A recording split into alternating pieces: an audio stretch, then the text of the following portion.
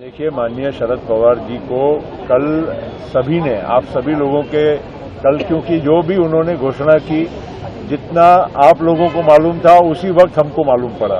तो ऐसा नहीं था कि हमको कोई पहले पूर्व सूचना थी, और उस वजह से हम सभी लोग, मैंने कल ही कहा, बहुतों ने कहा कि हम लोग स्तब्ध रह गए कि अचानक ये क्या, मतलब इस तरह की घोषणा पवार साहब ने की है। स्वाभाविक है, आपने भी देखा, पार्टी के अनेक कार्यकर्ता, एमएलए, एमपी, सभी ने इस विषय पर पवार साहब को कल काफी आग्रह किया। हमने भी किया, सभी ने।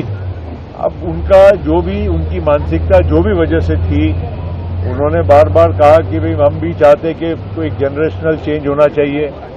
मागे त्यांनी सांगितलं तर भाकरी फिरवली पाहिजे। आता आम्ही त्यावेळी हमको भी नहीं समझ में आया कि भाई रोटी को तवे पे उल्टा करना है, तो उसका मतलब क्या था। हो सकता है उनके मन में हो कि भाई एक जनरेशन का एक बदलाव आना चाहिए, एक नई पीढ़ी सामने आना चाहिए, ये उनके मन में हो सकता है। मैं ये नहीं कह रहा हूं कि पार्टी के कार्यकर्ता या हमारे मन में ये बात है। किसी को भी इस बारे में जानकारी नहीं थी, इसलिए हम लोगों ने बहुत कोशिश की। अब स्वाभाविक है, इतने बड़े नेता, कोई साधारण कोई नेता नहीं, दिग्गज नेता है, देश के माने हुए नेता है, कद्दावर नेता है। आज उनकी कोई बात को, उनकी कोई वाणी को हम ऐसे ही कहे कि भाई आपने कुछ बोला और कल बदल दो।